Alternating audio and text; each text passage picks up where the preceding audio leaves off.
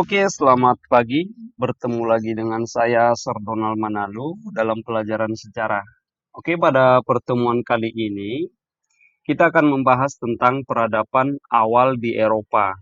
Jika pada pertemuan sebelumnya, kita telah membahas tentang peradaban Mesir kuno. Sekarang kita lihat apa-apa saja peradaban awal di Eropa itu. Yang pertama, itu ada peradaban awal Pulau Kreta. Jadi, letak Pulau Kreta ini berada di tengah-tengah, di Laut Tengah, antara Mesir dan Yunani dan Mesopotamia. Bayangkan, di antara ketiga peradaban besar, mereka berada di tengah-tengah, sehingga mereka diuntungkan dengan letak yang strategis ini. Mereka itu mengembangkan kerajaan dengan maritim, artinya dengan kelautan. Oke, pusat perdagangannya berada di Knossos dan Paestus. Kira-kira ini adalah peta kuno daripada Pulau Kreta, dan ini adalah kehidupan pada zaman itu. Oke. Sekarang kita lihat budaya di sana. Orang Kreta itu merupakan gabungan daripada budaya Mykenae dan Kreta itu sendiri, sehingga membentuk yang namanya Minoa, kebudayaan baru ya. Oke. Membangun berbagai istana dan bangunan maupun ada lukisan. Oke, dan yang paling penting sampai sekarang masih ada istilah bangunan Raja Minos di Knossos.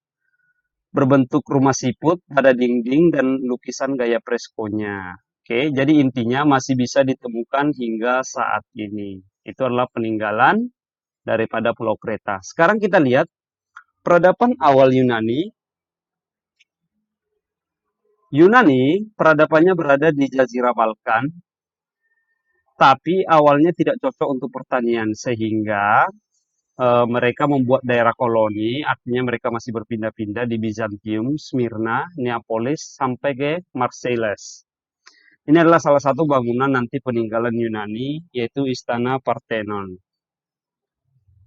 Untuk mengenal kepercayaan Yunani, kita perhatikan video berikut dewa-dewi mereka.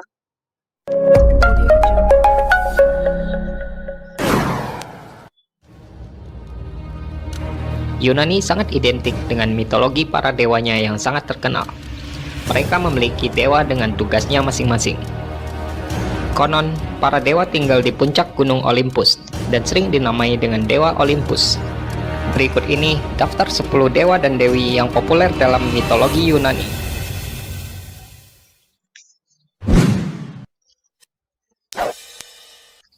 Zeus. Di antara para dewa, Zeus adalah dewa yang paling terkenal dan merupakan raja para dewa. Dia adalah dewa langit dan petir, yang sering digambarkan dengan sebuah tongkat kerajaan, elang pada bahunya, dan sebuah tongkat petir di tangannya.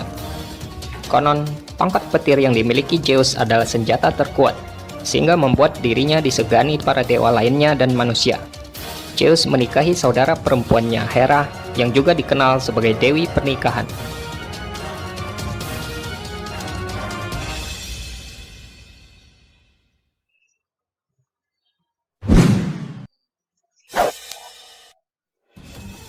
Poseidon.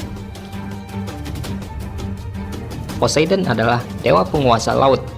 Ia digambarkan sebagai dewa yang selalu membawa tongkat trisulanya kemana-mana. Menurut mitologi Yunani, Poseidon adalah dewa yang paling kuat di antara saudara-saudara yang lainnya, sehingga Zeus mempercayakan bagian yang paling luas dari bumi, yakni lautan, untuk dikuasai olehnya. Meskipun dalam beberapa kisah digambarkan Poseidon adalah sosok yang temperamen, namun ia juga dikisahkan sering membantu para pelaut.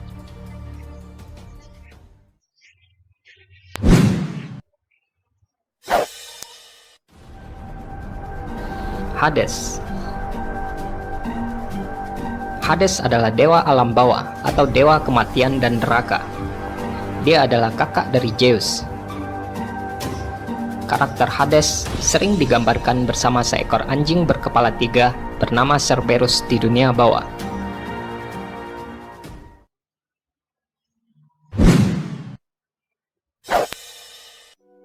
Hera. Hera adalah istri sekaligus saudara Zeus.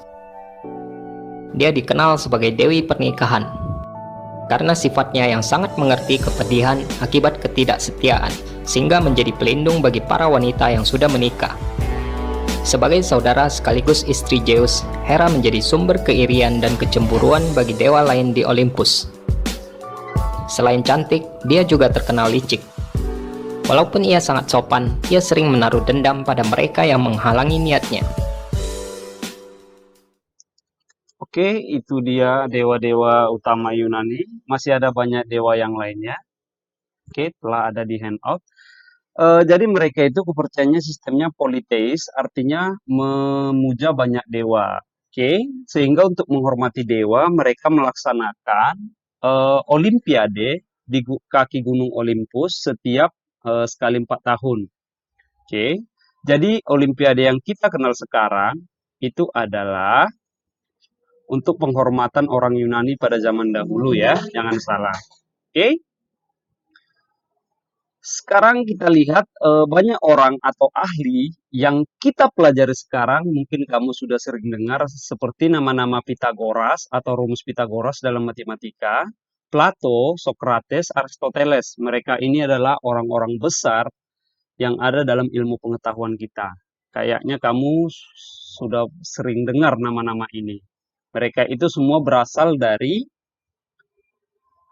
Yunani. Ya, jadi banyak peninggalan Yunani yang kita gunakan hingga saat ini. Oke. Sekarang silahkan kamu kerjakan tugas keterampilan bab 8. Kamu bisa akses di Google Drive. Jadi tidak ada tugas latihan soal untuk kali ini. Kamu kerjakan tugas keterampilan saja. Dikumpul 1 minggu dari sekarang. Berarti dikumpul Selasa depan ya. Oke, silakan akses di Google Drive juga. Oke, sekian yang dapat saya sampaikan. Saya ucapkan terima kasih.